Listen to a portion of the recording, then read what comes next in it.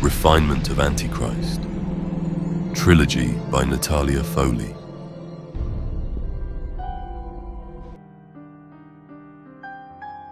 Chapter 24. By the end of the next day, they arrived in St. Louis. As soon as they stepped off their passenger car, Ronald immediately realized that he knew nothing about real cold. The air was not simply frigid, it was saturated with moisture that crystallized into tiny, sharp particles, scratching the face like sandpaper and producing a burning sensation.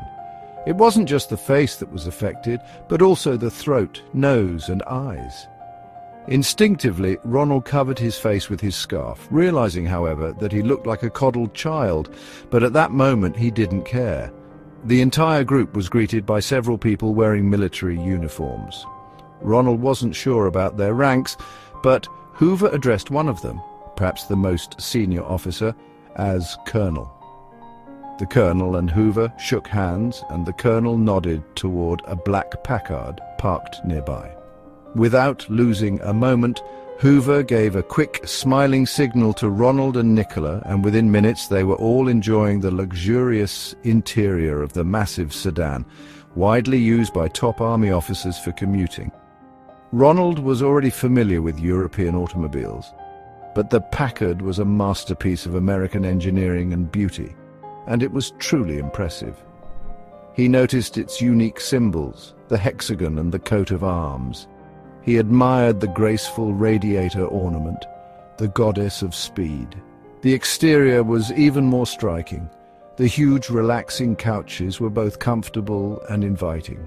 It was much warmer inside, and the 5 men, 3 newly arrived guests, the colonel and the driver, traveled in comfort to their final destination over the next 2 hours. The distance wasn't that great, about 30 miles. But the road was awful, or to be precise, almost non-existent. The colonel, trying to soften the first impression for his guests, said, "It will be much better soon, just wait a couple of months." "It's okay," Hoover replied. "We're men after all." They finally arrived at their destination, the so-called Fort Leonard Wood Army Training Center. In fact, there was no center yet. There was practically nothing, as Fort Leonard Wood's history had only just begun with a modest, groundbreaking ceremony on December 3, 1940, just a few weeks earlier.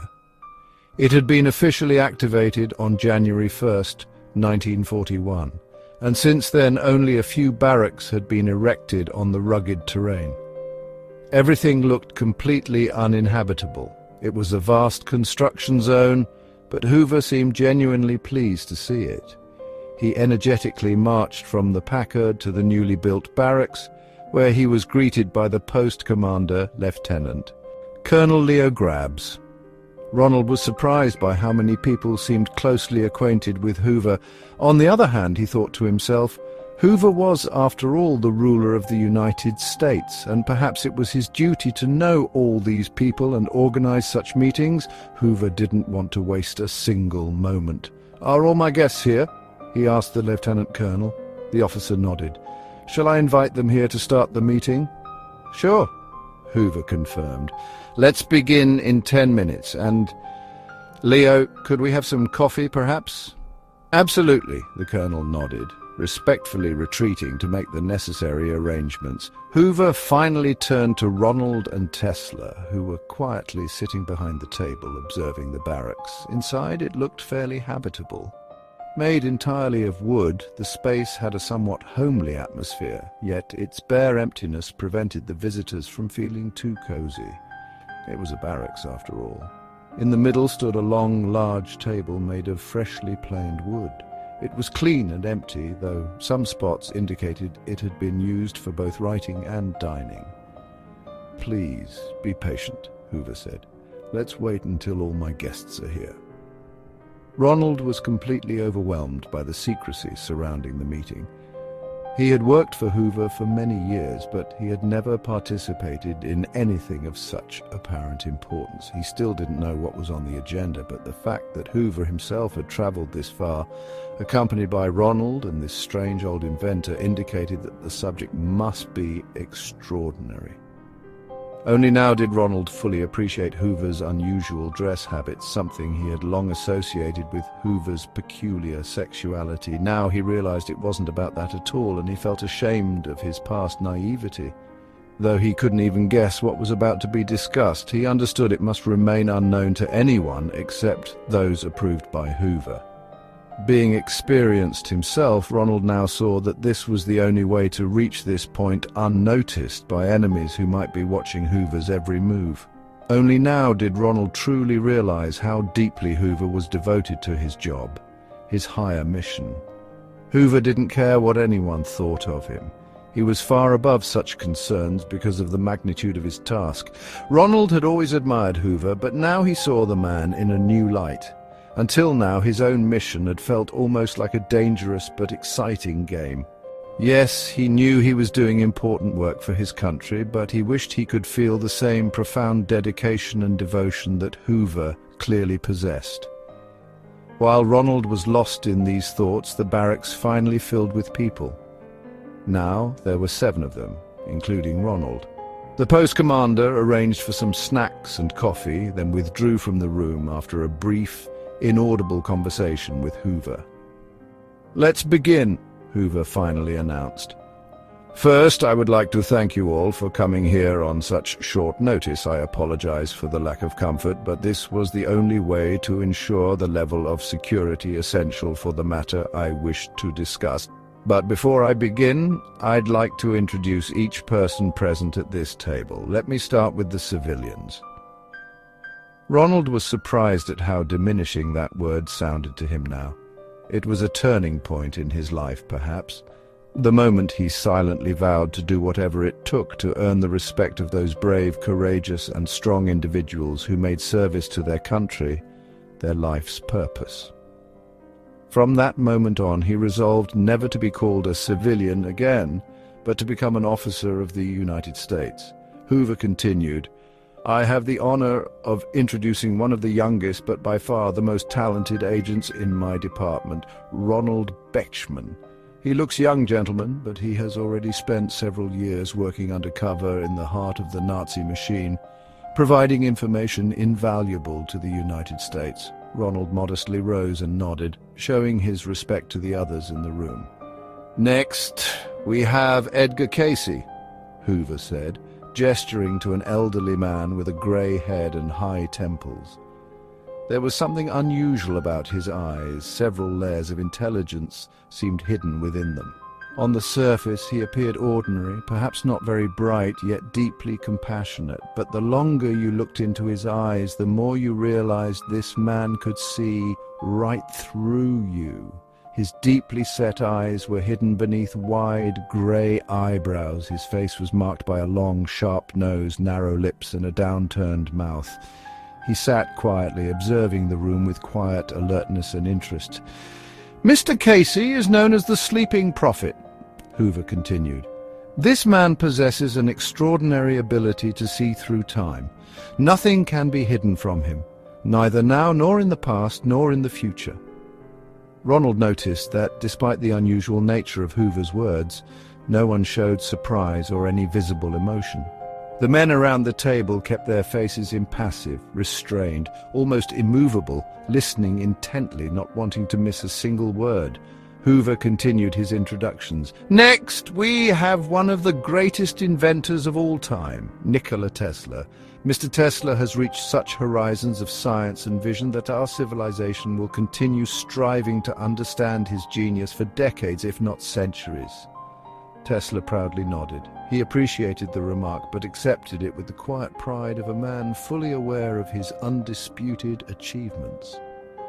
"And finally," Hoover went on, "we are joined by 3 distinguished officers. Please meet Major General William Joseph Donovan, Chief of the Foreign Broadcast Information Service, Colonel Alden G. Strong, and Fleet Admiral Ernest Joseph King." "Now that we know each other," Hoover said, "I must warn you, the subject of this meeting is of such importance that the destiny of the United States, and perhaps the world, depends on its outcome.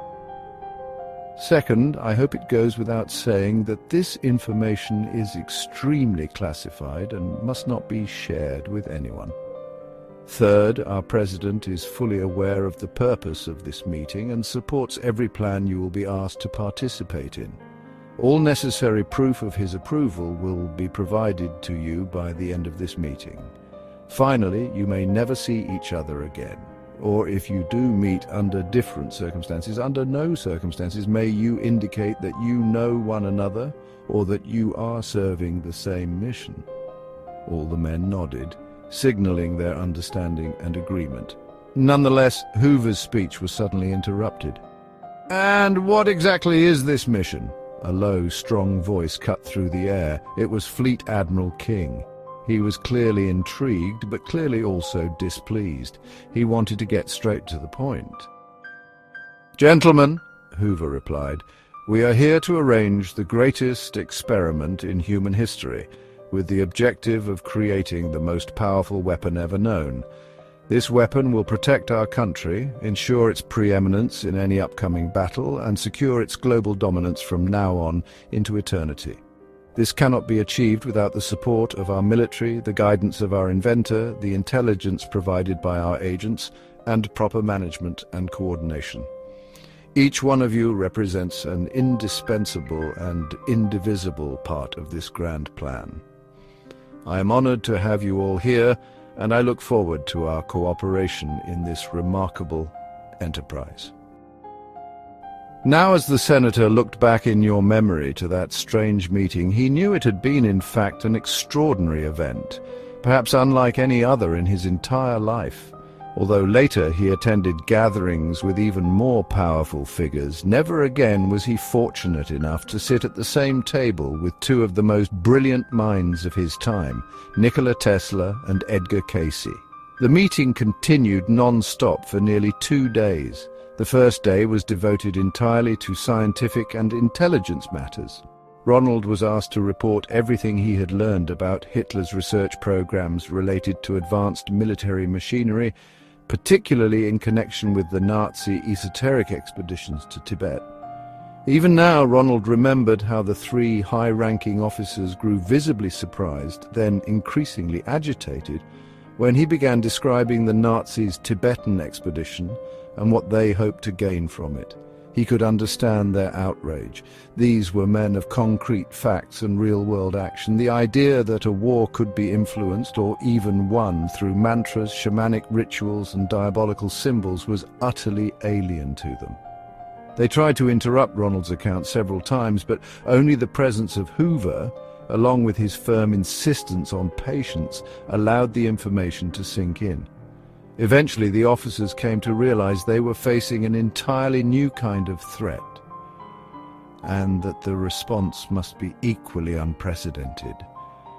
Ronald rose before the distinguished audience. Just a few years earlier, he could never have imagined being in the same room with such high-ranking military leaders, the world's most renowned scientist, and a prophet famed across continents. Now, not only was he standing among them, he was about to present knowledge they did not yet possess. No matter how hard Ronald tried to convince himself he was ready, no matter how thoroughly Hoover had prepared him for this moment, he still felt paralyzed. His tongue was dry, unresponsive to his commands. He stood frozen in a room saturated with silent tension. He sensed hostility and skepticism radiating from the officers. They looked at him as if he were a pitiful worm beneath their boots, soon to be crushed without a second thought. He could feel Hoover's gaze burning into him, silently demanding that he begin. Ronald swallowed hard, trying to moisten his dry throat. He felt no air in his lungs to speak, no words in his mind to deliver, and no will in his body to overcome this humiliating weakness. And then suddenly he heard a voice inside his head, soft, calm, deeply soothing, and strangely familiar. "Breathe in," the voice said. Ronald obeyed, drawing a deep breath. "Breathe out," the voice instructed. He exhaled, releasing the fear that had gripped him. "Your mind is clear, you are ready, begin." Instantly, Ronald felt a wave of relief wash over him. A sense of ease settled in. He smiled openly at the people before him and noticed that Hoover, too, visibly relaxed. Assured now that everything was on track, Ronald finally began. "Gentlemen," he said, I know that much of what I am about to present may be met with skepticism and disbelief. I'm not asking you to simply take my word for it. All I ask is that you consider the facts I've gathered and draw your own conclusions. I've worked tirelessly for my country to collect this intelligence. I'm not advocating for anything, I'm merely a messenger. He paused, making eye contact with each person around the table, ensuring they were ready to listen. Ernest Joseph King watched him with barely concealed impatience, as if silently urging, "Well, boy, get on with it." Ronald smiled at him reassuringly. "Officer, you won't be disappointed, and thank you for your patience." William Joseph Donovan studied him with the intense curiosity of a naturalist who has just discovered the frozen remains of an unknown species. Ronald smiled at him too, silently thanking him for his openness and inquisitive mind. Nikola Tesla gave him an encouraging nod. Ronald smiled back, grateful for the support. Alden G. Strong remained the most skeptical. He stared directly into Ronald's eyes, challenging him, demanding proof that this was not a waste of his time. Ronald did not look away. He accepted the challenge, and finally his gaze met that of Edgar Cayce. Once again, the voice echoed in his mind, "You may begin." Then it struck him. It was Cayce who had helped him. Cayce had given him the confidence and courage he had so briefly lost. Ronald smiled at the old man, silently thanking him, and at last began. In 1921, a strange man arrived in Berlin. He wore Western clothing that clearly made him uncomfortable, and green gloves. He introduced himself as a Tibetan monk. His name was Führer. He claimed he had been sent to turn the wheel of Germany's destiny in the right direction. Ronald paused, expecting to be interrupted. He almost hoped he would be, if not by the sleeping prophet Cayce or the eccentric genius Tesla, then surely by one of the high-ranking officers. But they remained perfectly still, listening intently. And then Ronald understood. Whatever he was about to reveal was not mere speculation. It was a matter of utmost importance, of national security. These people did not joke about such things. He stopped worrying about their judgment. His only duty now was to present the information as accurately and comprehensively as possible. He took a deep breath and continued. This monk was a messenger from the Tibetan mountains, or more specifically from the Tibetan Lama. It appears that Tibet, a small country located atop one of the highest mountain ranges in the world, is ruled by a spiritual leader known as the Bonpo Lama. And then it happened. Cayce began to groan. At first it was barely audible, almost imperceptible, but as he lost consciousness and slipped deeper into trance, the sound grew louder and more intense. Everyone in the room turned to stare at Cayce, uncertain what to do or what to expect. As they hesitated, weighing their next move, Cayce began to speak. End of chapter. To be continued. Copyright 2025. All rights reserved.